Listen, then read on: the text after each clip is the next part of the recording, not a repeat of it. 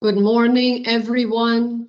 That is, good morning to everyone who is meeting with us from Brazil. Here in Singapore, it's already evening, so good evening to participants who are in Asia right now. Welcome, everyone. So I'm the ambassador of Brazil to Singapore, and this is our very first in a series of Brazil ASEAN innovation sessions.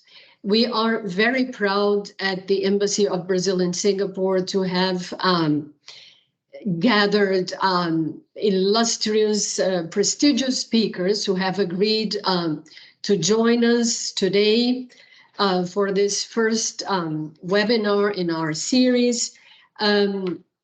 Speakers will be joining us to share what is very valuable information for those Brazilian startups who are thinking of starting an internationalization process from Asia, from ASEAN, and more specifically from Singapore itself. So it is, I would just like to say that it is truly an honor for this embassy to organize this first webinar. This is something we are doing under the Innovation Diplomacy Program that is carried out by the Brazilian Foreign Ministry. So what you see on the screen right now are the goals of our Brazilian Foreign Ministry Innovation Diplomacy Program. So all you are going to see in this PowerPoint right now will be available at the website of the Embassy of Brazil in Singapore. So this is just a brief introduction to the speakers who are going to take over in very interesting presentations to us today. Just a brief word to say that this innovation series, as we call it, aims to build bridges between Brazil on the one side and the 10 ASEAN countries on the other side. ASEAN, as we all know, is the Association of Southeast Asian Nations. This is a group of 10 countries in Southeast Asia, 10 thriving economies.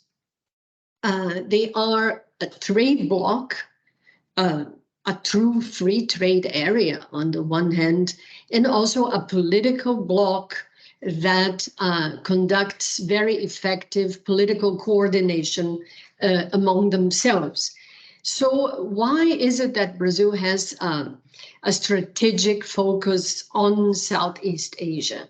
This is in recognition, of course, of ASEAN's economic dynamism, the importance of this political bloc, and the mutually beneficial exchanges that we can identify in this important relationship. So ASEAN is, first of all, a key trade partner to Brazil.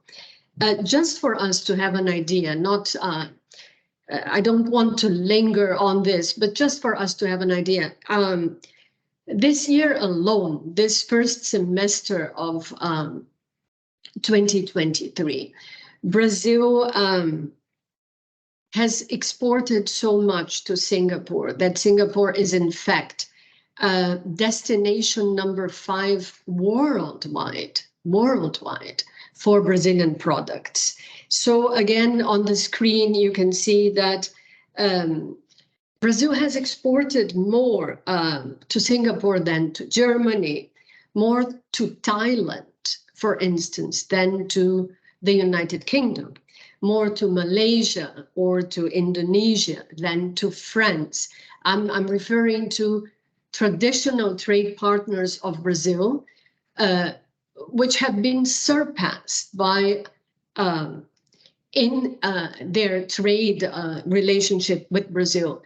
that have been surpassed by the sheer dynamism of the economies of the different ASEAN countries. So Brazil, as we know, was recently made a sectoral dialogue partner of ASEAN, of the 10 Southeast Asian nations. We are committed in this context. Brazil is committed to strengthening both economic and political ties with ASEAN countries. One of the ways to do this is through long-term cooperation partnerships, which are in the process of being established between Brazil and ASEAN nations. And this includes, of course, science, the field of science, technology, and innovation.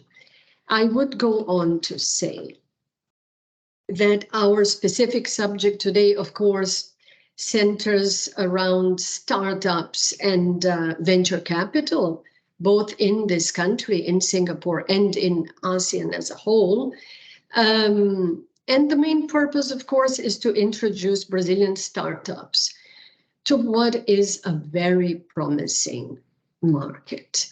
So if we take a look at ASEAN as a whole, the GDP of the combined GDP of the 10 ASEAN countries is $3.3 trillion.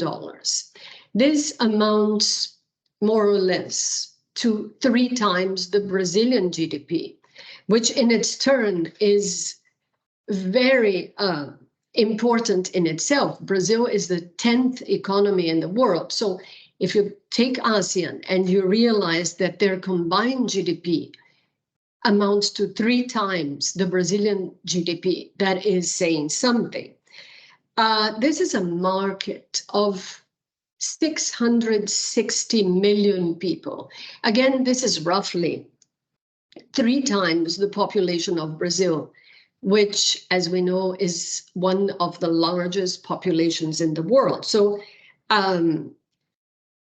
3 times Brazil's GDP, 3 times Brazil's population. It is a very important consumer market indeed. I would add that out of those 660 million people living in the 10 ASEAN countries, around 460 million are internet users, which is again a very significant number. We know that venture capital funding is one of the elements that has helped Southeast Asia produce more than 50 unicorns, 50 unicorns. So now ASEAN ranks 4th after the United States, China, and India in the number of unicorns. And this is expected to grow. Observers, analysts agree that the ASEAN region is going to witness the appearance of many more unicorns in the next few years. And all of this just to point out that this region offers a very dynamic landscape for startups from the rest of the world and, of course, from Brazil. So how does a company from outside the region, how can they have access to this huge market? How can they enter this market, overcome the challenges of expanding their businesses in Southeast Asia? Many companies from around the world start here in Singapore, and this has a reason. Singapore is a world respected platform for trade, for financial services, for science and technology, for research. The the quality, there is first-rate connectivity in Singapore. There is first-class infrastructure. Doing business is easy. There is an integrated ecosystem of innovation centers. All of these elements make Singapore a very attractive starting point for a company from outside the region, Brazil, for instance, that is interested in inaugurating their access into the ASEAN market. So here at the embassy, we are constantly organizing events around science and technology. We are right now organizing Brazil's participation at Next Switch. Switch is the largest tech event in Southeast Asia. It's going to take place in late October. Brazil will be a global partner at Switch for the second time. 15 Brazilian startups are coming to Singapore for Switch this year and are going to be able to immerse themselves in what is one of really the most dynamic startup and innovation ecosystems worldwide. So today's webinar, we are soon going to be able to listen to our speakers who are going to share very interesting information. This is an opportunity for Brazilian startups to gather information on this amazingly promising market for innovation, which is ASEAN, and to profit from the insights that are going to be shared in a minute, in a few minutes. What you see on the screen right now is at the Brazilian Foreign Ministry, we have prepared a series of reports which map particularly promising markets in ASEAN. The reports are on the screen. If you want access to any of them, you can access the sites of each of the embassies that you see that are showing on the screen right now, or ask us at the Brazilian Embassy to Singapore, and we will share the links with you. Something I should say is that as we begin our seminar, we can use the chat to address questions to the speakers. You can also send your questions to the Science, Technology and Innovation section here at the embassy. The email address, the website of the embassy are on the screen right now. We are very proud, as I mentioned, at the quality of the speakers that kindly agreed to be with us today. It is particularly prestigious for the embassy to mention that we have a representative of the ASEAN Secretariat right now with us. I am very pleased to give the floor to Mr. Sivaram Subramanian. He is the head of the Digital Economy Division at the ASEAN Secretariat, and it is an honor to have him with us today. Mr. Subramanian, thank you for your presence. You have the floor, sir. Thank you. Thank you, Her Excellency, Miss Eugenia, the Ambassador of Brazil to Singapore. Now, we have been invited, the ASEAN Secretariat, we look into the regional initiatives of the science and technology innovation including the tech startups. So we have been invited for this webinar to actually to give an opening remarks. So my apology, I don't have any slides at this point in time. We have actually a written speech which has been approved internally, and allow me to just read through the speech, which the speech actually touch upon some of the values of digital economy that ASEAN going to have, and also some of the initiatives that are being looked into when it comes to technology startups. So, Your Excellencies, allow me to just read through the script with your permission. So, first of all, respected speakers, distinguished participants, ladies and gentlemen, a very good morning for those who are joining from Brazil, and a very good evening for participants who are joining from the ASEAN countries.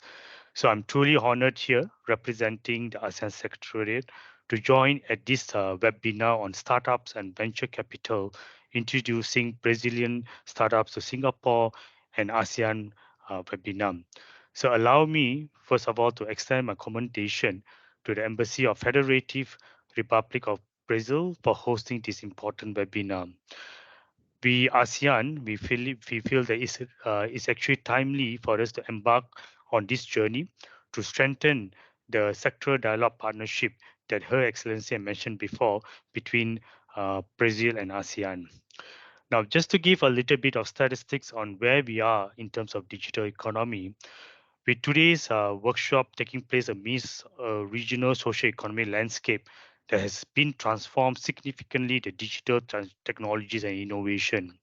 So if you look at ASEAN, in the last 3 years, ASEAN has 100 million new internet users after the pandemic, which now ASEAN is a home of 460 million internet users. The acceleration of digital adoption has positioned ASEAN digital economy on course to reach the USD 200 billion in 2022.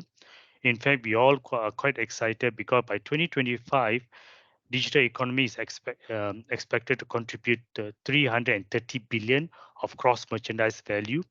And even more exciting is by 2030, ASEAN is supposed to hit $1 trillion of digital economy cross merchandise value. Right. Now, having said that, just to an update that no, ASEAN is also planning to launch the negotiation of Digital Economy Framework Agreement (DEFA) at the end of this year, 2023, which will be a legally binding agreement fostering a comprehensive regulatory framework and an infrastructure foundation and promote the innovation among the digital startups in ASEAN. So, according to the analysis done by the Boston Consulting Group in the DEFA study, with an effective DEFA, this could mean that ASEAN digital economy contribution can double instead of $1 trillion USD. With an effective DEFA, ASEAN digital economy will be worth of a $2 trillion economy by 2030, and that's very exciting.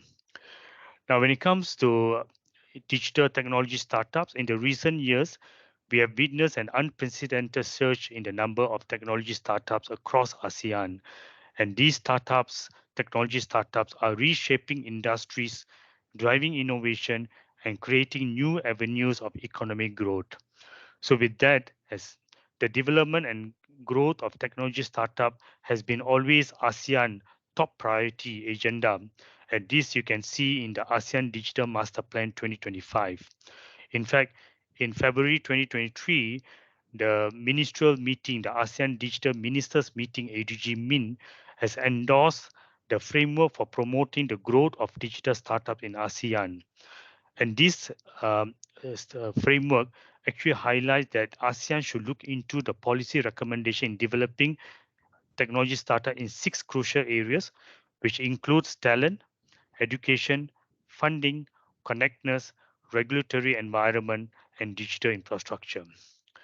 Now, in addition to this, as Her Excellencies have mentioned, the science and technology and innovation STI serve as a catalyst for growing technology startups and venture capital scene in ASEAN. Their pivotal role in driving innovation, research, and development has paved the way for a dynamic entrepreneurial landscape in the region. So, with cutting edge technologies and a spirit of innovation, startups in ASEAN are unlocking new opportunities attracting investments, and contributing to the regional economic prosperity.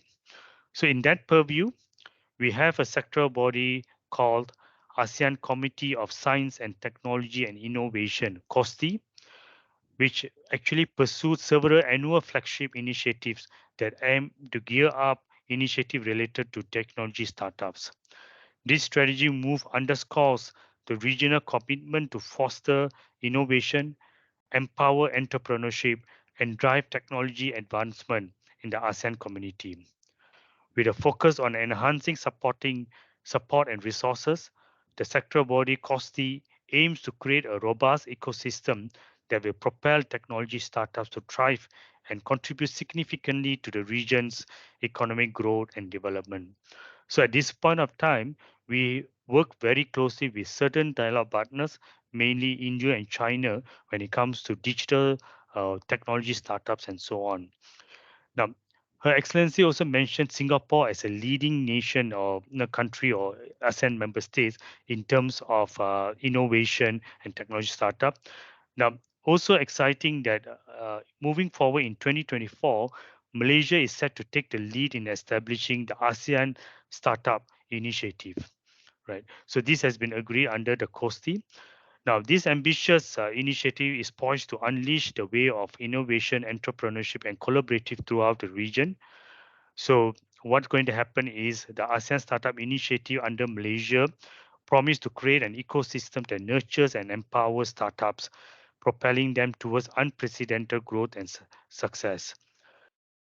So, just to summarize, I think Her Excellency has given some good statistics. Let me just give you more statistics here. So, Her Excellency mentioned that there are 50 over unicorns. Let me just emphasize in 2022 alone, ASEAN has created more than 25 new unicorns. So, by 2025, ASEAN is set to be the fourth digital economies. By 2027, ASEAN is poised to become the fifth largest economy. And what is more exciting is by 2030, which I mentioned earlier, with an effective digital economy framework agreement, ASEAN digital economy is projected to be a $2 trillion economy when it comes to cross merchandise value. So these numbers indicate huge opportunities for digital startups and venture capitals in Brazil and ASEAN to start to share, to have a shared vision and commit to push the boundaries to drive the next wave of innovation and mutually gain the economic benefits. So in that, I'm actually eagerly anticipating a positive outcome that will arrive from this webinar. Together, let us foster greater cooperation in technology transfer and innovation and build a sustainable foundation for the future of our region. Thank you, Her Excellencies. The floor is back to you. Thank you. Thank you so much, Mr. Subramanian, for your valuable insights into the bright prospects ahead of us for ASEAN in the fields of technology and innovation. Thank you very much indeed. As many of us are familiar with, Antler is an important global venture capital fund and accelerator. And we have right now Mr. Rufus Sorsa, who is an associate partner at Antler, here with us. He's going to tell us about the startup ecosystem and the funding landscape, how these two concepts work together. Thank you for being here, Mr. Sorsa. You have the floor. Thank you. Great. Good morning to everyone and good evening to everyone here in Southeast Asia. First of all, I would like to take the opportunity to thank the Ambassador of Brazil and the Ministry of Foreign Affairs, including as well the ASEAN Secretariat and Enterprise Singapore for inviting me to be part of this great initiative and this great webinar. So what I will be doing today is that I will be sharing a bit with you on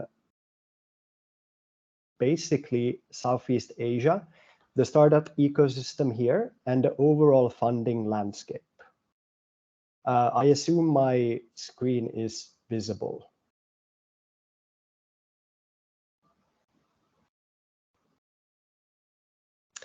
I take that as a yes.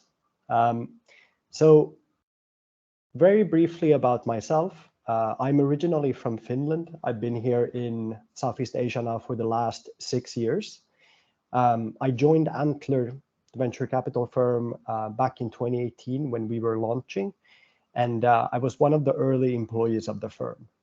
My main responsibility at the company today is that I'm an associate partner in our Southeast Asia fund.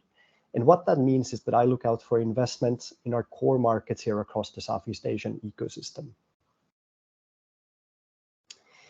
So today I'm talking a bit about Antler before segueing into Southeast Asia. Our mission is simply to back the world's most driven founders all across the globe. We obviously want to back fantastic founders here in Southeast Asia, but we really see that talent is all over the world and not only centralized in these few startup hubs. And for us, it's important to work with founders from the early days. So we want to be an early partner and investor, help companies grow and achieve their goals along the way. So since launching in 2018, we've established a position of being one of the world's most active early stage venture capital funds across the globe. So we're headquartered out of Singapore, which has served as a fantastic base for us. And we've had a relatively aggressive expansion strategy. So as you can see from the map over here, we've now in 5 years expanded into roughly 28 locations all across the globe, including Brazil. A big reason for why we've had this strategy is that we're a strong believer in network effect, which means that we believe that founders will benefit from having these nodes all across the world so that we can leverage our advisory network, our internal knowledge, our VC network to really help companies scale beyond their home markets. In summary, over the last 5 years, we've invested in over 850 companies all across the globe. I'm very proud to say that here in the Southeast Asian region, we've made over 220 investments, which is the most active region of Antler globally. We have over 7,500 alumni that have gone through our various programs or are part of the portfolio companies that we've invested. And we have 17 active regional and global funds via which we deploy capital into startups. Antler is a multi-stage investor. As mentioned earlier, we like starting to partner with companies early on, but we also can invest into them all the way until a Series C. And currently we're in 28 locations. So that's enough about Antler and all the boring stuff. All of you are here, because you probably want to hear a bit more about Southeast Asia and what that means as a, opportunity. I already apologize because a lot of the slides do have quite a lot of statistics and numbers, but we'll try to get through it together. And, feel free to ask any questions if you have. So first of all, as previously mentioned, Southeast Asia consists out of 10 countries, right? It's a very unique region and a very strong economic region for that matter, but also unique in its own sense that all of these countries have very particular characteristics. Antler as a firm, we're located now in 4 core markets, in Singapore, again, where our global headquarters is, Ho Chi Minh in Vietnam, Jakarta in Indonesia, and in Kuala Lumpur in Malaysia. So Southeast Asia is a large and growing ecosystem. So in general, it has a GDP of over 3 trillion, and it's actually expected to quadruple to 13.3 trillion by 2040. What this means is that the region will see a tremendous economic growth over the next 17 years. It's also interesting to see that the GDP per capita is expected to hit $6,600 by 2030, which is an amount higher than comparable other emerging economies like India, for example.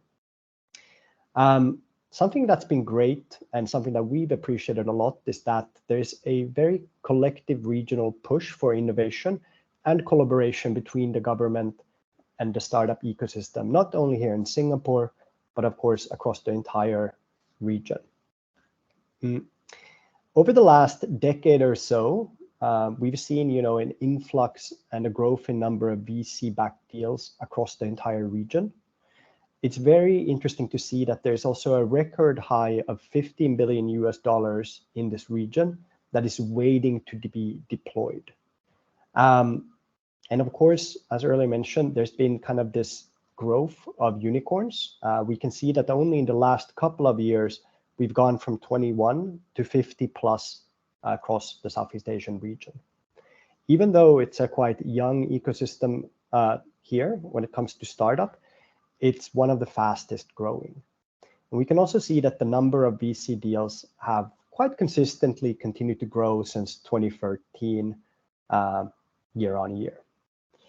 Something that is interesting is that there's a self-enforcing ecosystem here in Southeast Asia. So there is now over 30,000 alumni of first-generation startup companies such as ride-hailing companies, Grab and Gojek, and other fantastic startups like SCA Group that create the specific talent pipeline for the next generation of founders, but also of great startup employees. So this is what's called the dandelion effect, something that many regions has gone through. In the US, this term was first coined by the very famous PayPal mafia, which essentially meant that a lot of great founders come out of these early successes in the region. So we can actually see that two of the biggest ride-hailing companies here in Southeast Asia, Grab and Gojek, have now minted over 500 founders from their alumni. So what that means is that these 500 founders have been early employees in these companies and seen growth and been inspired to start their own companies as a result of that. This happens with many companies here. Just to highlight a few, Lazada, which is a Singapore-born company, together with Grab, has also in itself almost minted 500 founders.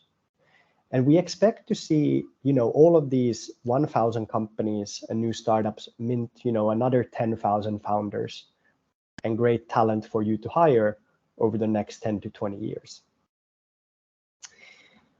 So, obviously people ask if what's happening today with venture capital funding. So specifically when we look at, the Southeast Asian region, we can see that there's been a quite healthy growth in the number of deals since 2018. Kind of the capital volume have stayed quite consistent with the clear spike in 2021. And interestingly, despite the deal volume in capital being lower for the first half of 2023, with only $4.3 billion, we can see that the number of investments, so investments into companies, has actually increased quite significantly compared to 2022, up from 345 investments up to 488. So what this kind of implies is that earlier stage companies are very much active in the market, while later stage deals are slowing down a bit. And the data kind of supports this as well.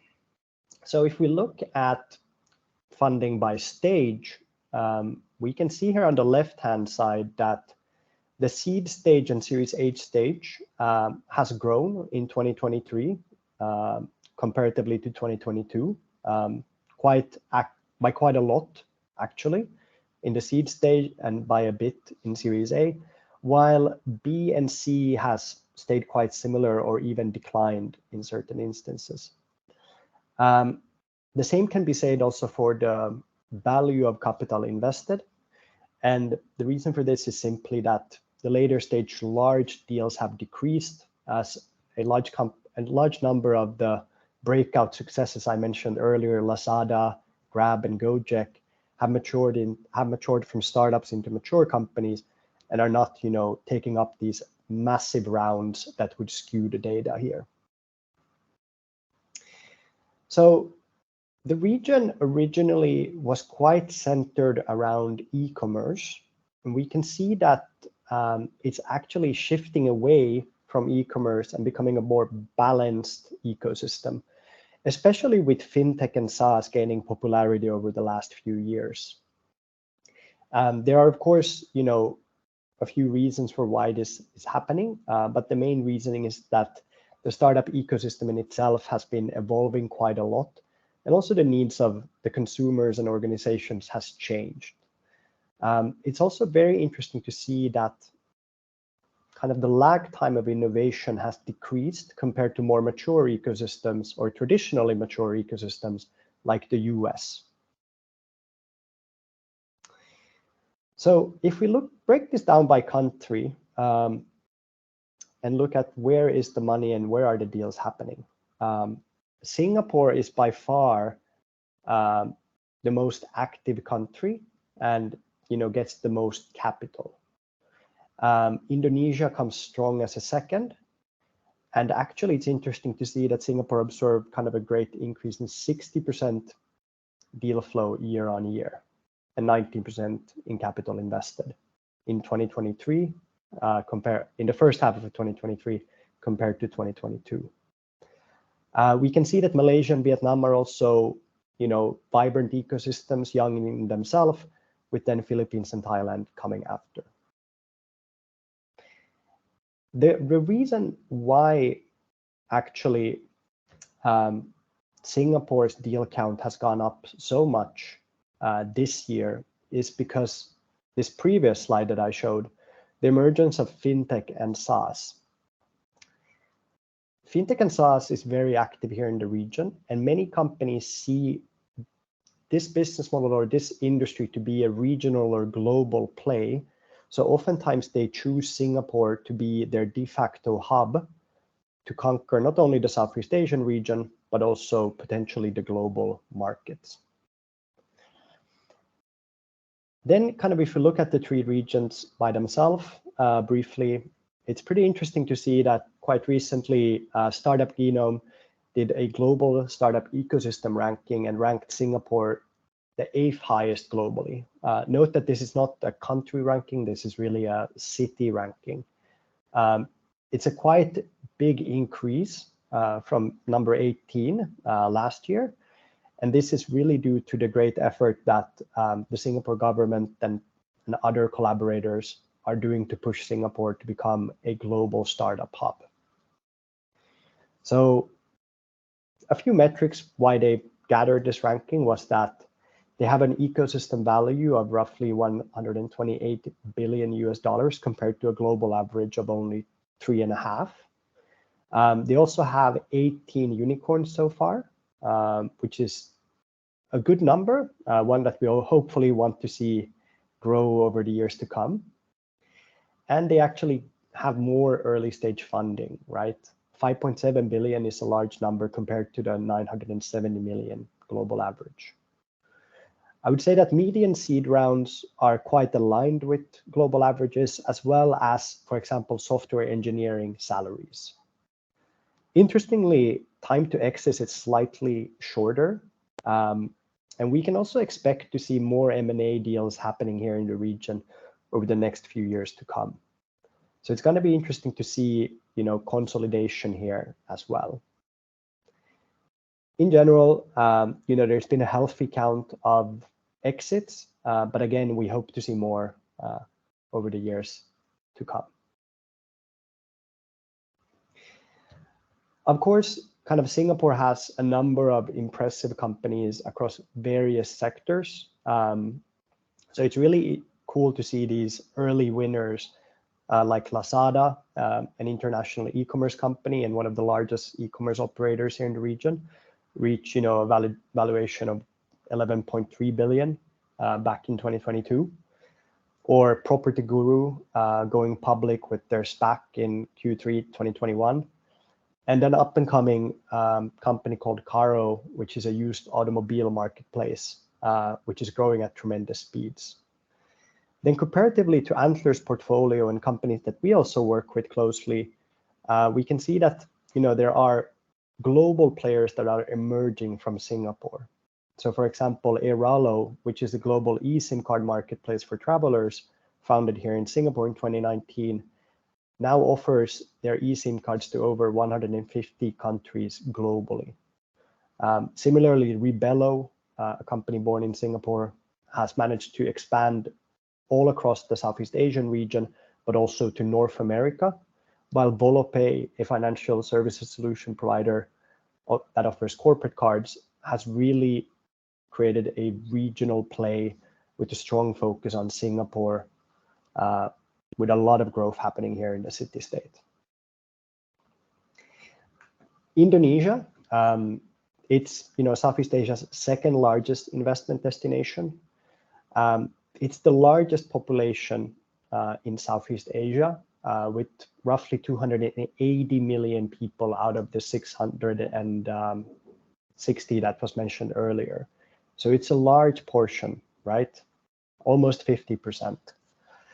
Interestingly, we can expect the internet economy there to hit 130 billion by 2025. And, very cool to see that they have one decacorn and multiple unicorns. Of course, COVID-19, like in many developing countries, accelerated as well the adoption of digital technologies.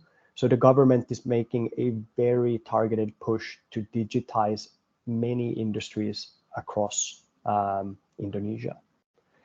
Interestingly, the GMV growth can expect to balloon over the next 8 years, while the number of VC deals has also constantly been growing since 2017. Of course, there's a few national heroes of Indonesia like GoTo, Bukalapak, and Traveloka, and many more.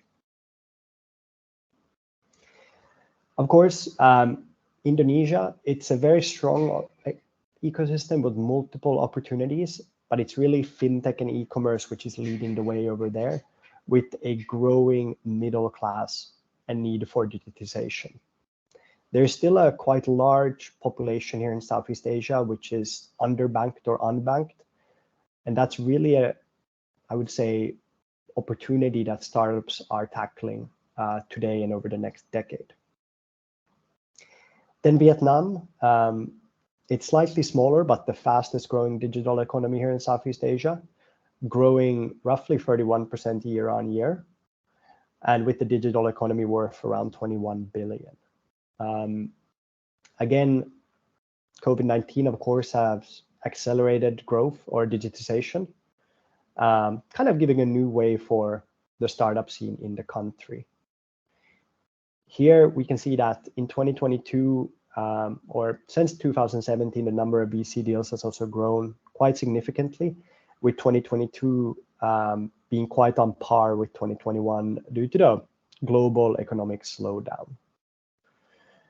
And Vietnam, it has opportunities spread across a variety of sectors, including logistics, prop tech, health and wellness, education, and much more. Kind of to summarize a bit my thoughts around the Southeast Asian region, in a few words, it's of course that as a whole, it has a massive economic potential, and it's one of the fastest growing economic regions across the globe. It has a very large population with 360 million internet users, and the total internet economy is expected to be over 300 billion by 2025. Secondly, the region is constantly producing breakout tech successes, both local, regional, and hopefully soon global, with an aggregated market value of over 100 billion.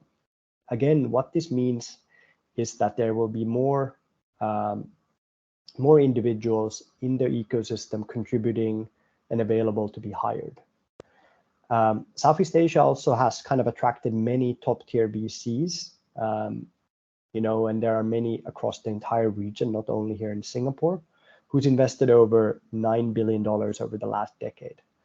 Of course, a lot of the growth within the tech sectors have come from private investments, but also from public investments. And it's also a great innovation hub.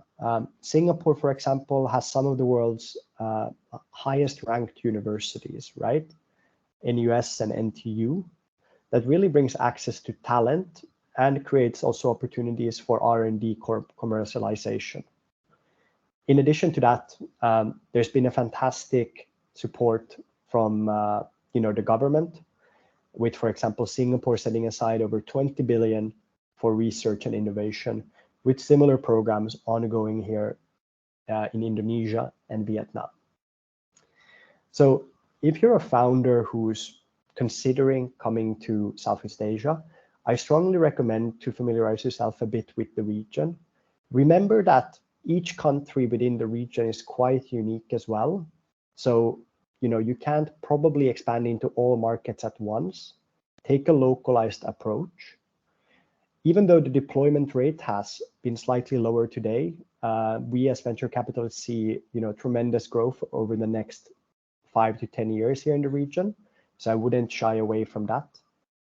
It obviously has global potential as well, meaning that, if you're a startup in Brazil who wants to expand into Southeast Asia, it still provides you a great platform for then expand from Southeast Asia or Singapore globally, for example, to North America or any other region that you would like to go to. And lastly, ease of doing business is pretty good here in Singapore. I would say world-class, actually. So it's a very business-friendly environment. So, obviously we hope that all of you want to make progress inevitable, either, within your home markets, Brazil or wherever that might be, and hopefully here in Southeast Asia as well. And if you want to find out more about Antler and what we do, or reach out to me to have a chat, please do so. My email is rufus@antler.co, and our website is just antler.co. Happy to take questions as well. Now we're at the later stage. And again, sorry to bore you with all the numbers. Hopefully this was still an interesting insight a bit to the funding landscape here. We're very bullish on the region here as a firm. And, we expect to see a lot of breakout successes happen here in the region. And hopefully many of you can join us on the journey. So with that, I'll hand it over back to the fantastic organizing team.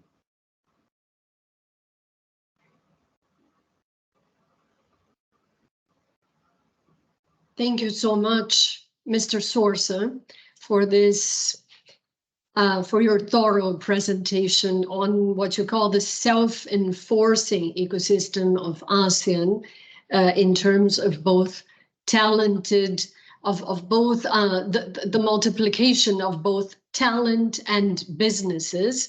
Very impressive numbers indeed.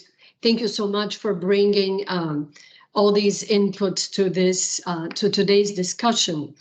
As we all know, Enterprise Singapore is a fundamental agency of the Singaporean government, which is tasked with fostering enterprise development in this country.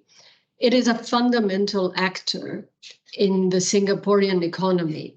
And we're very pleased and honored to have our very own Director of Americas at Enterprise Singapore with us today, Mrs. Xiao Hui Lim. It is such a pleasure to have you here. Thank you so much for joining us. The floor is yours, Director. Thank you so much. Good morning, Ambassador. Thank you for the introduction. I said morning because I'm now based in New York, whereas actually it's good evening for many of you based in Singapore, as well as good morning for those who are dialing in from Brazil and the part of the world where I'm sitting in. Thank you for the introduction. If I may, I have a deck of slides to bring the audience through, and just let me flash it up right now. And it would include an introduction of Enterprise Singapore, where I come from as well.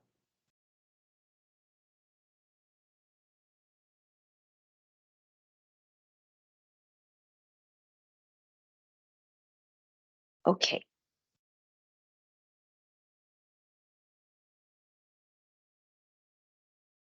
All right. Hello, everyone. I'm from Enterprise Singapore, and my role is based in the US, where we are looking at helping companies to come into the Americas region, including North America, as well as Latin America and South America. But a large part of Enterprise Singapore's work is also about growing the businesses and the ecosystems in Singapore. And today my presentation will focus a lot on that. So firstly, I will start off with sharing a bit more about Enterprise Singapore. What do we do? And I'll share a little bit more about the Singapore startup ecosystem, which actually has been presented very much in detail by Rufus from Ansler earlier. I really want to thank him for the great presentation earlier. And in the third section of my presentation, I would share a lot of details about what a startup get to benefit from when they come into Singapore. So Enterprise Singapore, our role is to look at growing the economy by making sure that we have globally competitive Singapore enterprises. And our main mandate is to grow the economy so that we can create good jobs in the economy. Now, we are part of the government, and we are an economic agency reporting to the Ministry of the Trade and Industry. And as part of the aim or mandate to grow Singapore enterprises, you would know that Singapore is a small market, but we are very connected. And therefore, we have 37 offices worldwide to help Singapore companies to go overseas and internationalize so that they can bring their products overseas. And for myself, I am based, I mentioned earlier, I'm based in the Enterprise Singapore office in New York right now. And across the Americas region, we have an office in Sao Paulo, Brazil. We have an office in Mexico City. We have 2 offices in North America, New York, as well as Los Angeles. And we'll be opening up more office as we see the increase of interest across the Americas region from Singapore. Now, our main aim, as I talked about earlier, is to look at how we can help companies to grow. And one segment of the companies that we focus on is called startup. And as you know, there are different types of archetypes of companies, and different types of help will be required to help each different type of archetype of companies to grow. And therefore, with startups, we help to grow an ecosystem. We come up with support and incentives, and we help to make sure that there are talent that will flow to the startups. Then that will be the main aim of my presentation as I share more with you. First, I would like to start off with sort of like a macro play of the Singapore startup ecosystem. And it's a follow-on kind of presentation of information from the earlier presentation. Now in Singapore, much of this information and data are public. We are one of the best places for startups to grow because as an ecosystem, it's diverse, it's vibrant, it's easy to get plugged in. It's also very easy for any companies to set up their business in Singapore. And we have strong IP rights to protect your products or your ideas or your service in Singapore. In Singapore, when we do our last count, we see that there are about 4,000 tech startups, and these are defined as companies that are young and that have an innovative products or solutions. And as had been presented earlier as well, we have seen that there is a vibrant fundraising ecosystem in Singapore, despite the pandemic in 2020 and 2021. We continue to see a rise in fundraising situation in Singapore. And what's unique in the Singapore startup ecosystem is that it's made up of many, many international partners. And therefore, the international partners could provide the strategic networks for you to get plugged into so that you reach out to the various global partners around the world. So to give you an example, we have 230 accelerators or incubators in Singapore, including Antler, and many of them actually have establishment or are established in Asia, and they also have an establishment in Singapore. So through them, in Singapore, you will be able to access the markets in the region and in the broader Asia as well. So it's not just about tech. We are also big on deep tech. There is a very strong government push from the perspective of commercializing research. For the past many years, we have a national policy called the Research, Innovation and Enterprise Policy. And this is chaired all the way up by our Prime Minister. And in the most recent tranche of pool of money that has been set aside to grow research for commercialization, in the most recent tranche, there are $25 billion set aside for the period from 2021 to 2025. And actually right now we are in the midst of discussing where do we see ourselves in the next 5 years from 2026 to 2030. And we are looking at also setting aside investments and resources to further commercialize research for the industry. So this is very big in Singapore. We want to do more. We want to be able to grow funding that have the patience and the capital to invest in commercialization and scientific products that can take off in Singapore. So we are doing a lot of that, and this is an area that we also want to attract to Singapore. Now, as a startup ecosystem, we welcome with very, very big open arms many international startups to consider launching their startups in Singapore. And how do we do that? Let me share with you over the next few slides. Over the next few slides, I will share with you 8 pillars. The first is about money. The second is about talent. The third is about network support and mentorship. The fourth is about test bedding your products with corporates. The fifth is about ensuring you have strategic networks within the ecosystem. The sixth is about, I talked about earlier as well, global connection from Singapore to the rest of the world. The seventh is about cross-border way in which we can collaborate with corporates just across in our neighborhood. And the eighth is about us promoting the startup ecosystem and as a result, promote your products and solutions. And you can scan the QR code on the right that will bring you to the same content that I will be bringing you through over the next few slides. So first and foremost, I will start off with capital, which is a very important aspect for any startup wanting to start in Singapore. From a government standpoint, we have investments, vehicles that are supported through the government, but these has a role to catalyze deep tech. The idea behind it is to ensure that we can de-risk with the deep tech investors so that more monies can go into startups and technologies that are very much based on science and engineering. Beyond our own investment vehicle, we also further encourage a lot of VCs, global VCs, to come to Singapore and set up.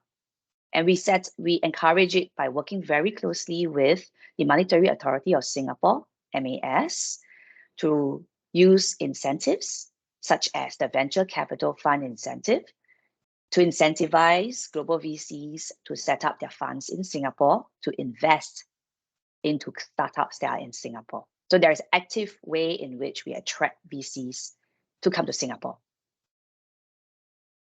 And after the VCs are here, and with you as a startup being plugged into the startup ecosystem, we don't just leave it to market forces. We also make a very active or play a very active role to matchmake VCs with startups. So for example, we hold Deal Fridays every month on a thematic basis that help early stage tech startups to get connected with VCs. And the platform is free for startups to attend. We will select the startups to attend based on the thematic. So for example, the theme could be around food innovation. And then we ask for startups to come and apply. And startups can then pitch. We will organize VCs to be around the table to listen to the startup's pitch. So these are our efforts to help unearth more potential strategic capital for startups. Now, capital is important, but so is people. Talent is just as important. And in Singapore, we place a lot of focus to attract the best talent to come to Singapore. Apart from what many of you would have heard about foreign employees coming to Singapore, which we have a pass called employment pass for the normal employees, what's important for you to note is we have visa for foreign founders to establish in Singapore. It's called EntrePass, and the aim behind EntrePass is to make it quick and fast for any founders, foreign founders, who wants to come to Singapore. The process takes about 8 weeks. It's very fast. And as long as you have shown to us that you either own an IP, you are the owner of your startup, or you have an experience running startups before, we will want you in Singapore. The visa lasts 24 months, of which is renewable after the end of 24 months for another 2 years. It's always renewable after 2 years, as long as you are increasing your business operations in Singapore. Increasing your business operation include activities such as hiring or renting space in Singapore. So EntrePass is a very straightforward visa, and with the visa, it allows the founder to enter and exit Singapore anytime. Of course, we have other type of talents that are important in growing when you want to set up your teams in Singapore. So for example, we believe in starting and nurturing talent from young. And with students, undergrads in Singapore, we train them and give them opportunities to intern with startup through the Global Ready Talent Program. We administer this program through our association, ACE, which stands for Action Community for Entrepreneurship. They will help to find the undergrads and they will match it with the startups so that you get interns to support you and also start to build a pipeline of students who may join you in the future. Now, the next area that I will go to is mentorship and support. And as a founder, you would know that it's important to build the right kind of networks to help you to grow as you scale your products in the market. And we have, across the various accelerators that we talked about earlier, mentors within these accelerators that we know very well, we are in close contact with them, who are willing to come out and mentor good founders and startups. This is just a list, an initial list of those accelerators that we work with. For a full list of them, you can actually find them on our Startup SG website. In addition, we want to make sure that when you come to Singapore, you have the opportunity to sell your products to the corporates in Singapore. As you would know, in Singapore, we call it the regional HQ for many corporates in Singapore because we have a strong business environment. So many corporates set up in Singapore. So we are in close contact with many of the corporates to look at finding solutions to solve their problem statements that they are willing to pay for in Singapore. And an example of this is the Open Innovation Network, which if you go to the website, you will see many corporates listing their problem statements there. And we do this for free for the corporates, hoping to draw the corporates to look for solutions amongst startups that are already in Singapore. So we do this, we set up the platform, the government runs such a platform to incentivize the corporates to look towards Singapore as a place to find solutions. And therefore, if you are the B2B startup, you have a solution to provide to a corporate, you go to the website, you find a problem statement that you think you can solve, you submit your products and solution, and then what we'll do is we'll try to back-end match it. So that's the idea behind Open Innovation Network. Apart from that, from a perspective of lending in Singapore, we work very closely with JTC.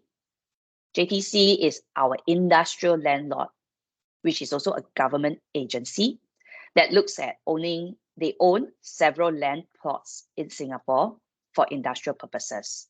They have 2 particular sites in Singapore that are catered for startups. And these are the Launchpad at One North and Launchpad at Jurong Innovation District. The uniqueness of these two locations is that they are both located next to the two biggest universities that we have in Singapore. So for example, Launchpad at One North is right in the vicinity of the National University of Singapore. So from the perspective of co-innovation, R&D development, or even talent hunting, it makes things easier. Launchpad at the Jurong Innovation District is right next to the second university we have in Singapore called the Nanyang Technology University. So great location, and these are subsidized rates for startups if they want to land in these locations. And of course, there are many more other co-working spaces on commercial terms that are also based in Singapore. More importantly, for you to be found in Singapore so that you become part of the community, you receive newsletter from us, you receive information from us about what's going on in the Singapore startup ecosystem. Scan this QR code, and when you are in Singapore, join our network.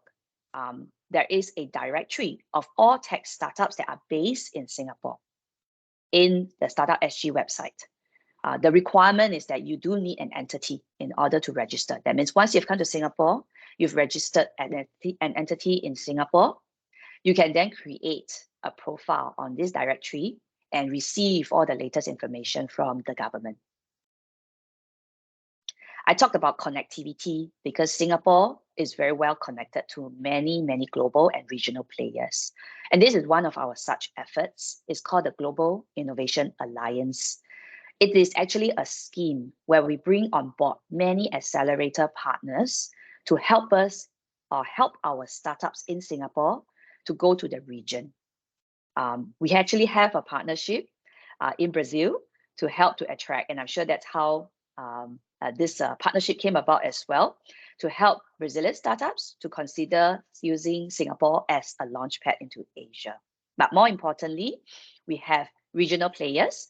We have partners, accelerator partners on this program that are based in Indonesia, Jakarta, they are based in Vietnam, they are based in Thailand. So we can then use these networks for you when you come to Singapore to go into these programs. This map, the dots in red, shows you where our accelerator partners are and who they are. The logos are here. Again, you don't have to go and memorize it. The list of partners is available on our website. This is just to illustrate to you that we are well connected to the various innovation hubs around the world. It doesn't stop here. We'll look at doubling the number of hubs that we're connected to or we are connecting to over the next few years. We also have a special program where we basically work with the government of these cities or countries to look at setting aside funds for co-development together. What this means is essentially if a company from Singapore or a Singapore-based company wants to do a product development or R&D with company in any of these areas, these countries or cities that we have partnership with, we will work with the government agency level from the other side to look at co-funding. So we'll fund the Singapore-based companies and they would fund their country's companies so that it helps to reduce the cost of the co-development. Now, most importantly, if you plan to find out more, it is important to come to Singapore to explore and get connected. There is an upcoming mega startup event called Switch coming up in a couple of months' time. Actually, it is coming up by end October. The Singapore Week of Innovation and Tech, which is also called Switch, happens yearly. It attracts about 10,000 people across the region. It comprises of investors, startups, research institutions, as well as what we call innovation partners. And it is actually a very good chance for you to get connected so that you get to understand what's going on in startup, what's going on in the startup ecosystem in Singapore. Do come to Singapore in end October to come and explore the Singapore startup ecosystem. With that, I finish my presentation and I'll pass back to the organizers. Thank you. Director Lim, this was very valuable information. Thank you so much for sharing with us about the key role that is played by Enterprise Singapore, and for walking us through the strong, solid fundaments that make Singapore such an attractive launchpad for extra-regional businesses that wish to reach out across Southeast Asia. This was invaluable information. Thank you so much for sharing all of this with us. I'm now closer to home from a Brazilian perspective. We have with us Sergio Rossi, who is the investment officer at Apex Brazil. Apex Brazil is, of course, the Brazilian trade and investment promotion agency. Sergio Rossi, welcome. The floor is yours. Thank you so much, Ambassador. First of all, good evening for those who are in ASEAN countries. Good morning for those who are in Brazil. I would like to compliment my colleagues that had the chance to speak before me. So compliments to Ambassador Eugenia, to the ASEAN Secretariat, Mr. Sivaran Rufus from Antler, whom I had the chance to meet last year, and also Director Xiao from Enterprise Singapore. I would like to say that it's really an honor to be here, and thank you so much for the kind invitation. I would like to share a couple of slides, and actually my main goal here today is to share a little bit about the Brazilian innovation environment, what is going on in the Brazilian innovation ecosystem, what type of startups, a little bit about the venture capital landscape here in the country. But before I dive into that, I would like to share just a few words about Apex Brazil and the work that we've been doing for the past years. So in just a couple of words, I am Sergio Rossi. I'm an investment officer at Apex Brazil. Actually, my main role as an investment officer is to support international companies to establish their operations here in the country. However, I've been working very closely with the innovation environment here in the country. So my main role is to support international funds to commit capital in Brazil through our venture capital and private equity funds. I'm also supporting international startups to establish their operations here in Brazil. Later on, I'm going to share about a program in which we are working very well with Singapore, and we are also supporting R&D partnerships between Brazilian and foreign companies. But for those who are not aware, just a couple of words. Apex Brazil is the Brazilian Trade and Investment Promotion Agency. It's the Brazil's official agency to support the internationalization of the Brazilian economy, considering trade and investment attraction. Basically, we are in all the regions, on the 5 regions of the Brazilian economy, in the Brazilian environment, and we are present in 10 international markets within office. I'm going to share later on where we are in the map. However, it's important to mention that we are working with nearly every type of industry here in Brazil. So we have partnerships with more than 50 different industry associations in the country and more than 35 education institutions throughout Brazil.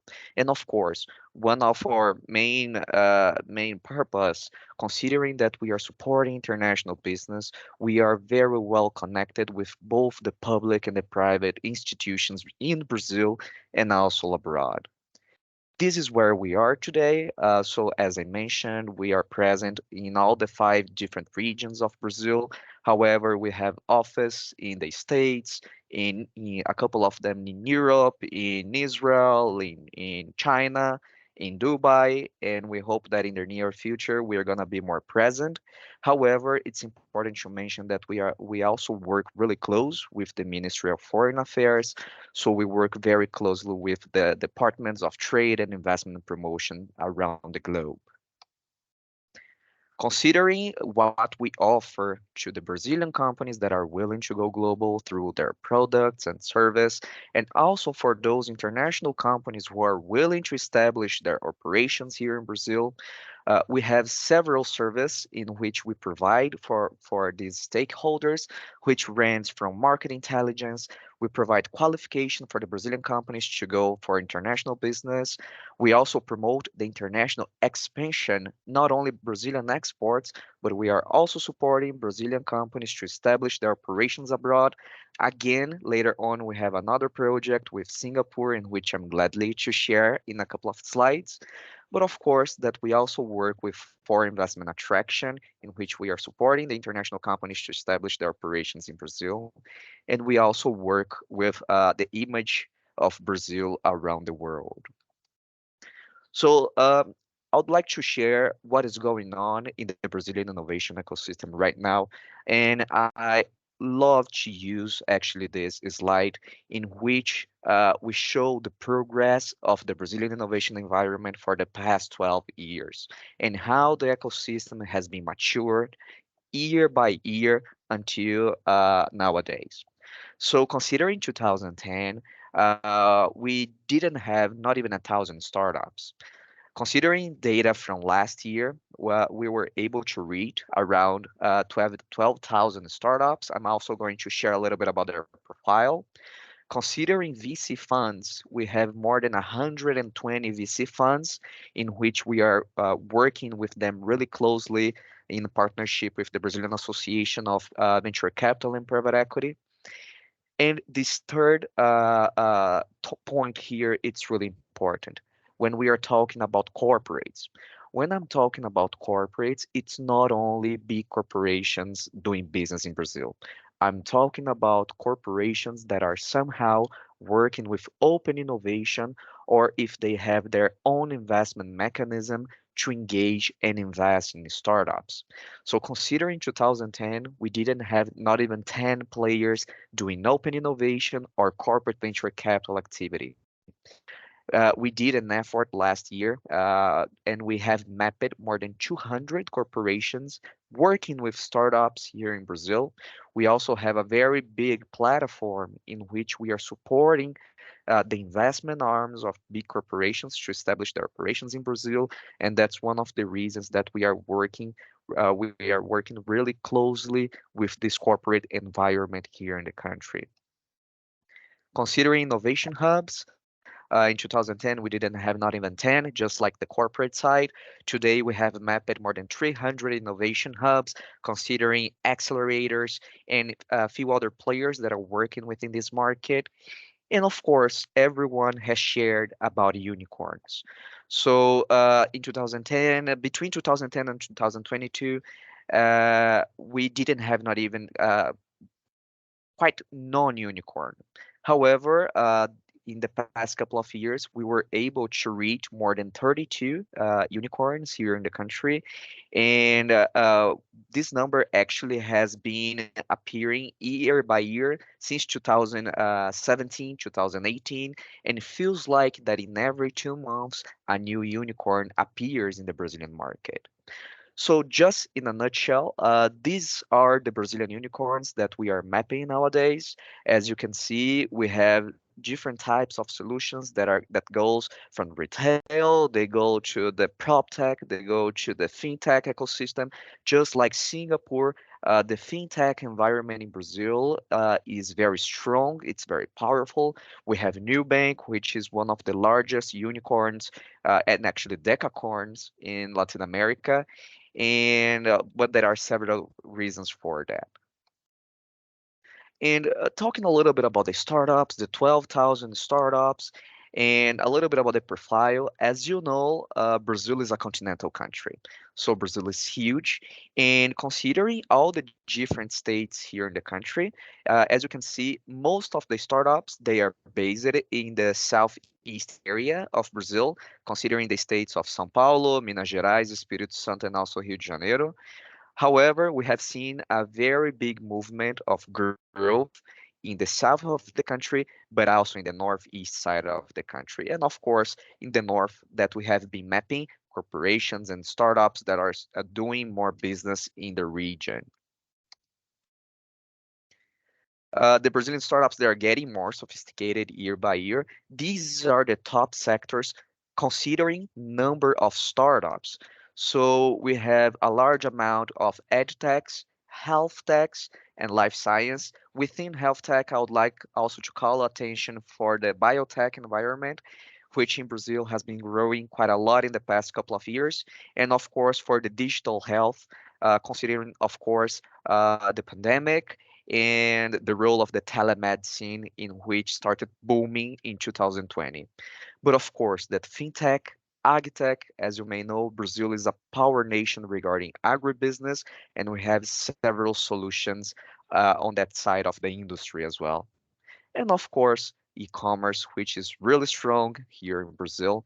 And as you may know, we have the Singaporean company Shopee doing business here in Brazil, and they are doing an amazing job here in the country.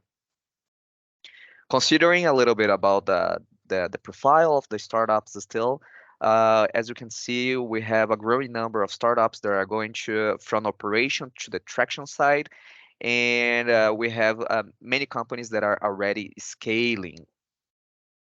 Considering doing business abroad, as you can see, 82% of Brazilian companies, they are still not doing business abroad, but we have a reason for that. As you may know, as I already mentioned, we have a very big consumer market here in Brazil. Brazil is a continental country. We have more than 200 million inhabitants. So first, Brazilian startups, they try to conquer the Brazilian environment, and later on, they start expanding. However, we may say that considering a research done between 2021 and 2022, and we have mapped that about 18% of the Brazilian startups, they are doing some type of business abroad. And of course, that this number is growing year by year, and we have been also mapping and supporting these companies to go more global. And of course, I can't talk about the innovation startups, the growing number of startups, the growing number of venture capital funds. And of course, there is a reason for that. I mean, Brazil is huge. The Brazilian consumer market is more than 200 million inhabitants. Brazilians are early adopters of new technologies. And I could say plenty of other things that position Brazil as a potential scale up nation for those startups that are willing to come. But one thing that I would like to call attention is when we compare Brazil in Latin America in general, considering venture capital deals. So considering the venture deals done in Latin America last year, as you can see, Brazil represented more than 40% of all the activities that were done in Latin America. The second place, as you can see, we have Mexico with 21%.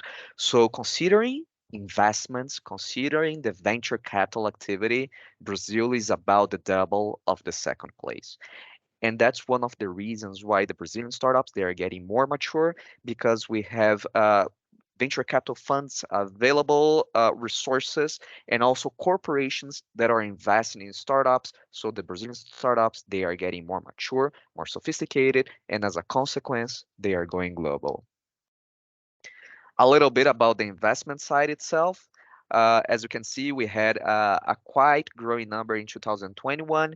However, in 2022, we had a correction. In 2022, we had about 4 billion US dollars being invested in Brazilian startups, considering the venture capital activity. And of course, that in 2021, plenty of VC funds, they were investing, considering the digitalization of the Brazilian companies and the Brazilian innovation industry. As you may know, we had the pandemic, and this is a natural movement that we have seen in most of the countries around the globe. However, now we have seen a correction in 2022. However, when we compare 2022 within 2019 and 2020, we are still in a very healthy growing perspective. And the top verticals from VC venture capitals here in Brazil, we have seen plenty of VCs with their investment thesis focused on fintech, in e-commerce, in human resources, prop tech, logistics, health tech, and plenty of others. I can share these slides with you later on. But when we position Brazil again in Latin America, considering the 10 most active venture capital funds in Latin America, the 7 most actives are Brazilians. So as you can see, examples such as Bossa Nova, Canary, Monachis, and a few others, they are performing very well when we are talking about uh, uh, the how active they are and the amount of money they've been investing in Brazilian startups. So I try to talk a little bit about our innovation environment here in Brazil, explaining a little bit about the startup landscape, a little bit about the VC numbers. However, what I would like to share a little bit right now is one of our projects in which we started working with Singapore. Hopefully, in the future, we may have other countries from ASEAN joining us as well. But I would like to share a little bit about Scale Up in Brazil itself. Just in a couple of words, Scale Up in Brazil is a soft lending project designed to support international tech companies to establish their operations in the Brazilian market. We have designed this methodology between 2015 and 2018, in which we were trying to understand how we could position Brazil as a potential scale up nation for those startups who were willing to expand from their countries and could start considering Brazil. Everything started when we started working with the Israeli market. And as you may know, Israel has a very small market size, consumer market. And when Israeli startups born, they are already born global. They must expand, otherwise they are probably gonna die. So in 2019, we have launched the pilot edition of Scale Up in Brazil, at first to support Israeli startups to come to the Brazilian market. In the first edition, we were able to accelerate 5 companies from Israel. It went really well. And in the second edition, we were able to accelerate 10 companies from Israel.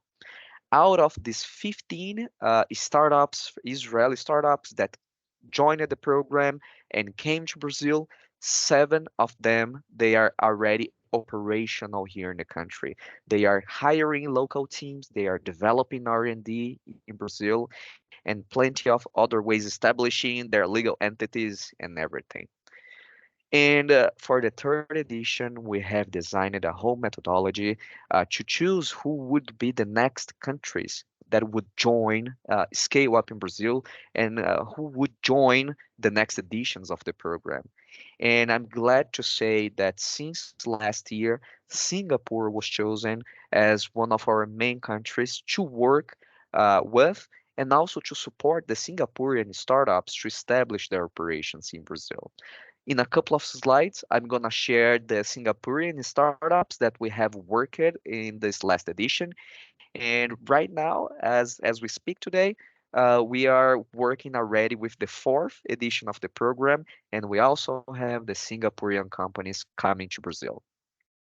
What do we deliver for those startups that are coming to the country, that are joining Scale Up in Brazil? What type of service do we offer for them to establish their operations in the country? So at first, we understand that a startup will not expand globally if they do not have access to clients. So for this first box, we hire a business development consultancy in which they are going to provide several business meetings for each startup coming to Brazil. Market strategy. We also hire a business strategy consultancy in which they are going to build a whole business plan for those startups that are joining the program willing to come to Brazil. When I'm talking about business and cultural environment, this is something really important because doing business in Brazil is a completely different world than doing business in Singapore. However, our main goal is bridge this gap so Brazilians can understand how they should do business with Singapore and Singaporean companies should understand how to do business with the Brazilian companies. So for that, we have several master classes in which we try to tropicalize. I enjoy using this word because we try to tropicalize the international companies on how to do business in Brazil. So we provide them lessons such as legal aspects, intellectual property, human resources, marketing, communication, and a few others. Regarding funding, we have a very strong partnership with ABVCAP, which is the Brazilian Association for Private Equity and Venture Capital. And when a Singaporean startups join the program, we also put them in connection with the Brazilian VC funds and also with the Brazilian corporations. And for that, all of the service, we do not charge anything. All we want is to keep building this bridge between Brazil and Southeast Asia, again, starting with Singapore, and hopefully in the near future, we have more innovation programs to work with other ASEAN countries. For scale up in Brazil, it's important to mention that we have very strong partnerships with nearly the whole Brazilian innovation environment. So we have partnership with the north side, with the northeast, with the southeast, middle east, with the south of the country, with players that range from VC companies, corporations, accelerators, lawyers, and few other players. But I also would like to mention that we also have players in the markets that we are working with, which is today Japan, Israel, and Singapore. As I mentioned, in the last edition, we were able to have a couple of Singaporean startups joining the program. I'd like to call the attention for Tukitaki, Sharit, Graymatics, and also Jaguar Transit. They were the Singaporean companies that were able to come to Brazil. And I'm glad to mention this is already public that we have Graymatics, which is a video analytics company from Singapore. They are already expanding here in the country, and I hope that in the near future we see more successful cases of Singaporean companies succeeding in setting their operations here. So far, we were able to accelerate 32 companies. They have been able to raise about 10 million US dollars for the local operation, and 11 are already set up here in Brazil. The program was last year awarded by the United Nations. So was actually an agribusiness award because in the first editions of the program, in the two first editions, we had a couple of agritech startups.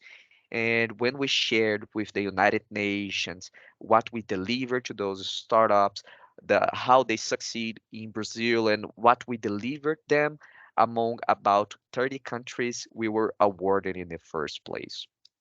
So for those Singaporean companies that are here watching the webinar, or for those investors and accelerators that have Brazil, Singaporean startups that are willing to expand, please get in touch with me, and I would be more than glad to share more words about scale up in Brazil.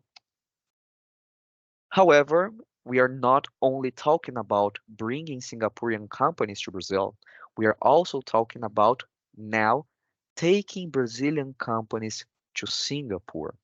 So we have this program in partnership with several public and private institutions here in Brazil, which is called Startup Outreach Brazil, which our main goal is to support Brazilian companies to go global. And I'm glad to say that this year, it's the first time that the program is going to Southeast Asia. And more specifically, this is the first time that the program is going to Singapore, which is, as we all know, a gateway to do business with the other Southeast Asian countries. So a little bit about the program. So far, we were able to have 15 cycles of startup outreach program in which we have worked with more than 10 countries. We have supported more than 300 startups within this initiative, in which more than 20 million US dollars in business were done within startup outreach. So what we provide to the Brazilian companies that are going to Singapore. So in advance, we provide the startups all the access regarding information on how to do business in Singapore. We train the startups on how to pitch to their potential investors in Singapore. We also make business rounds between potential buyers in Singapore, but not only buyers or partners. We also provide a matchmaking round between Singaporean investors with the Brazilian startups. So, as my colleagues already had the chance to explain a little bit earlier, the program is going to Singapore on later October by switch time, and in which 14 Brazilian startups will be going to Singapore. And this is a partnership, of course, with the Ministry of Foreign Affairs, with the Ministry of Industries and Service, but also with Amprotec, which is the Brazilian Association for Tech Parks, and also SEBRAE, which supports SMEs here in Brazil. I think I have already spoken a lot. I would be more than glad if you have questions. You can get connected with me by LinkedIn. I can share my email, and I hope that I could explain a little bit about what's going on in Brazil and also the opportunities that we are providing to build this bridge between Brazil and also Southeast Asia. Thank you so much for participating. And from my side, that's it, Ambassador. Thank you so much for the opportunity. Thank you, Sergio, for this was very thorough, very enlightening as usual. Thank you for your overview of the work of Apex Brazil and of the very dynamic innovation environment in Brazil. I am very thankful to each of the speakers. Each brought their own angle of analysis out of their own deep expertise. And what we participants got was this whole body of valuable knowledge and information. I am personally very thankful to each of the speakers. Thank you so much. We are now going to open the floor for a question, a Q&A session. And I am going to ask my colleague, Guilherme Fitzgibbon, who is in Brasilia right now, to take up from this point. The floor over to you, Fitzgibbon. Thank you. Thank you, Ambassador Eugenia. Thank you to all our speakers for the very enlightening presentation. There's been a lot of very valuable information from everyone. And as the ambassador said, the floor is now open for questions. You may provide any questions via the chat messages. I can read them out for you if you prefer, or if you'd like to talk yourself, please raise your hands using the raise hand function here on Teams, and we can grant you the right to speak and also turn on your camera. We ask that all questions be as brief as possible, as usual, so that everyone has a chance to participate if they want to. And when they present their questions, they can also state their name and the organization they are representing. So just to start off, I would like to make a question, if I can, regarding the situation, regarding Singapore and its commitment to increase domestic food production. From what we've seen based on the presentation and other information available, innovation is a key tool to achieve the country's goals. And Brazil, on the other hand, has a very large number of agri-techs and food techs in this context. It would be nice to hear from the speakers what kind of profile of agri-techs and food techs would seem to be a good fit to serve the local market in Singapore. Or in other words, what kind of innovation Singapore would be interested in this sector. So I'd like to present that question to start off, and any other attendees may present their questions in chat or by raising their hands. Thank you. If I could just kick off a couple of lines. Yes, of course. From a public sector perspective, and definitely I think the investors' views would be very important to this question. But from a public sector perspective, from the national lens, this is speaking on behalf of the Singapore government, we have a Food 2030 plan, where Singapore will have to be self-sustainable, building up our sources of the various type of food ingredients for Singapore at 2030. And as a result of which, we have to very consciously put aside resources to grow the ways in which we can be sustainable in the area of food, whether it is growing the technology around agriculture. And as you know, Singapore is a very, very small land space city-state. We don't have space for agriculture.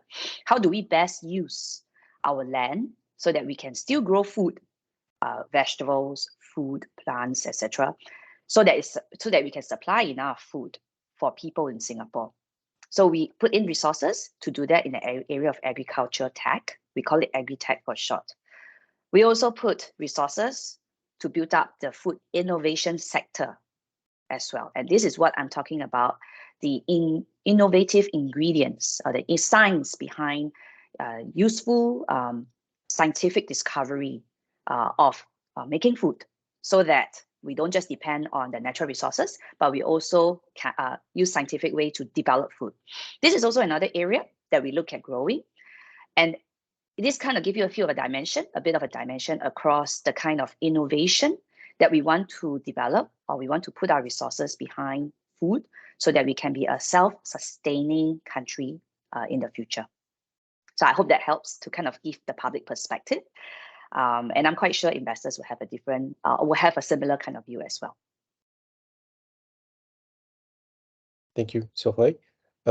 Just to extend the question as well to Rufus about, so he can also speak about a perspective from Southeast Asia on agri-techs and food techs, and how Brazil can enter that. What kind of profile you would expect from startups in the sector?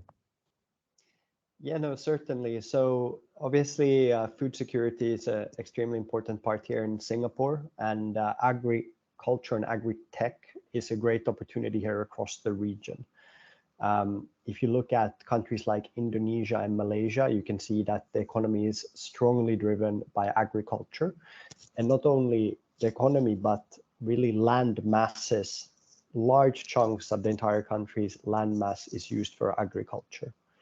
What I would say in Singapore, which is obviously a small country by size, here we as an investor would be always a bit mindful over the capital requirements with what we would invest into here in this country. Usually, if you want to set up your own food production factories or something that requires heavy capex costs, it might be a bit challenging just due to the economics of Singapore. But on the other hand, we're very interested in food R&D. So what is, research and development we can do within the sector that helps existing food manufacturers, for example, produce more for the Singapore population. So I think there are heaps of opportunities within the sector, both helping local farmers, governmental farmers, so both private and public players, within the agriculture sector here in the region, with Indonesia especially being interesting from our perspective. Thank you. Thank you, Rufus. Sergio, would you like to comment on that? I just would like to mention, when we talk about the Brazilian agribusiness landscape and regarding technologies for the industry itself, it's a very interesting movement that we have seen for the past couple of years, in which until 2017 and 2018, we had plenty of how can I say, agribusiness hubs that were providing different types of technologies for the agri side, considering drones, and few other technologies. However, the food tech didn't have its own vertical in Brazil, not that strong until by that time. And what we have seen from 2018 to 2019, and this movement has been growing a lot, is that food tech was able to establish itself in Brazil as a different vertical than the agri-tech side of the industry. So today we have accelerators and also hubs completely dedicated for the food tech industry, and I can say different types of food tech companies and international ones that are doing business in Brazil. And yes, Brazil was able to deliver it. So we have been mapping the food tech environment in Brazil. And regarding also scale up in Brazil, we also had a very good case of Israeli startup doing food tech, which is Aleph Farms. I'm sure that plenty of you may know about the company, in which they are building, providing cultivated meat, and they were able to come to Brazil through BRF here in the country. So as you can see, we not only have the innovation hubs providing solutions and fostering the startup environment, but we also have the big corporations working with startups for the food tech industry. Okay, thank you for your answers. I have a question here on chat from Rafael Radi. He's typing from Munich in Germany. He has a question specifically for Sahoy and Sergio. How can both institutions, which I mean, I suppose it's Apex and Invest in Singapore, how can they work together to have a more synergy and efficiency in terms of attracting investments for startups? I'm not sure if maybe Rafael can, if they want to, if they he can actually raise his hand and explain the question further if he wants to. But mostly it's about how Apex and Invest in Singapore can act in synergy to do that. And maybe Rufus can also provide some of insight on his experience on other countries as well in similar roles. What do you think?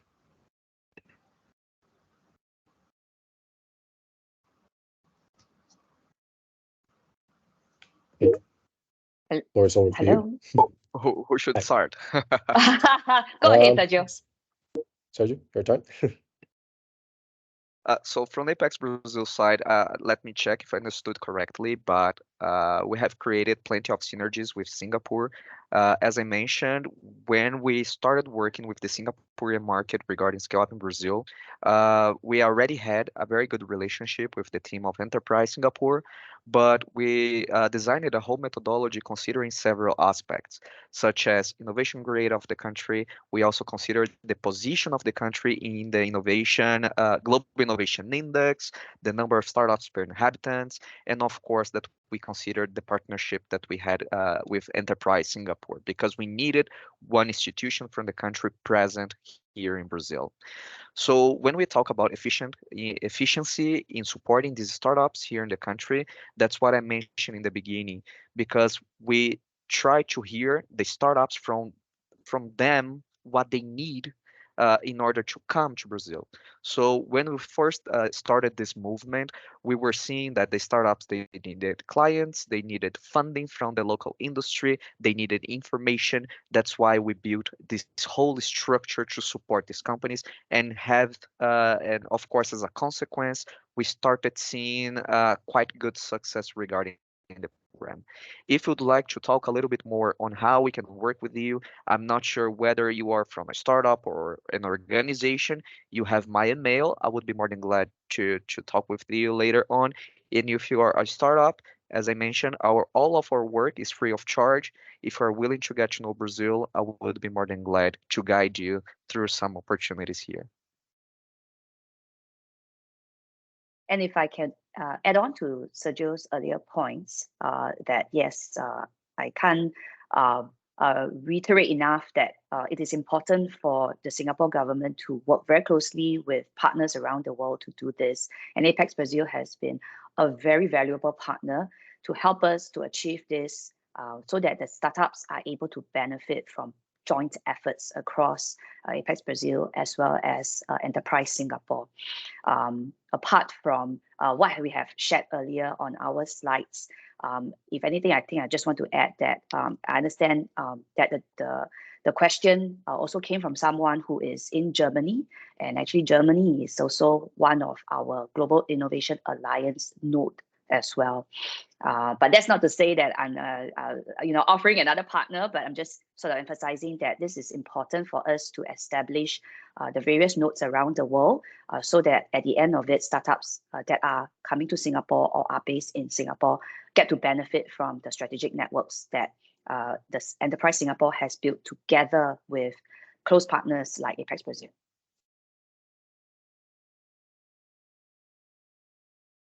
Good. So Rufus, I don't know if you had experience on that, or based on what you've seen in investments in other parts of Southeast Asia. What kind of interaction would seems to work better between investment authorities, the private sector, but the governments? What has been your experience with that, and how much of that applies to specifically to Singapore, but also to Southeast Asian and ASEAN in general? Yeah, I think that, government and in these institutions, ecosystem players play a vital role here in the region, and globally as well. I think it's been great to see, organizations like Apex or, Enterprise Singapore both bring companies outside of Southeast Asia and also into Southeast Asia, right? We work very closely with government agencies all across the world on collaboration projects, on special programs that we do together to both, foster the local startup ecosystem and also create a next wave of aspiring founders. So we see it as a really net positive, thing happening. Of course, I think, there's always the private lens and the public lens, but I think it's been great having these partners on board, and I think startups should really lean on these great programs that both Singapore and Brazil are offering to their startups. And I'm sure there are great programs in Germany as well, as Sergey was talking about earlier, because there is tremendous support both in terms of ecosystem navigation, mentoring, and even grants and funding that can be accessed via these enablers. So for us, we consider them great partners and hope to see more collaboration in the future as well. Okay, thank you very much. The floor is still open for questions. If anyone has any other questions. Not yet. Well, in that case, if there are no more questions, I'll pass the floor back to Ambassador Eugenia for the closing remarks. In this case. Thank you, Guilherme, for conducting the short but very interesting Q&A session. Thank you so much, Xiao Hui Lim, Rufus Sorsa, Sergio Rossi, for your very prestigious participation.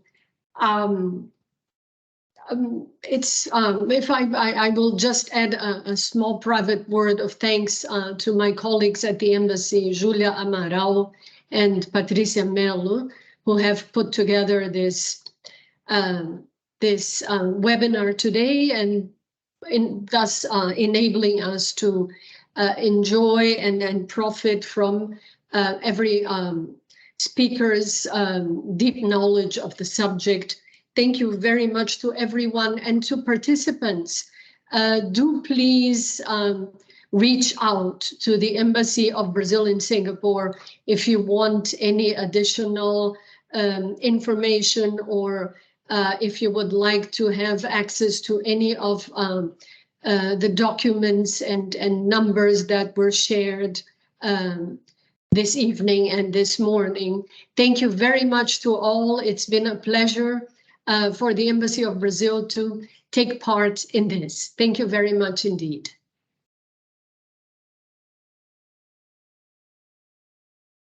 you Thank you very much to everyone. Thank you, Ambassador. Thank you, and Julia and the organizers. If you have any final words, now it's the time.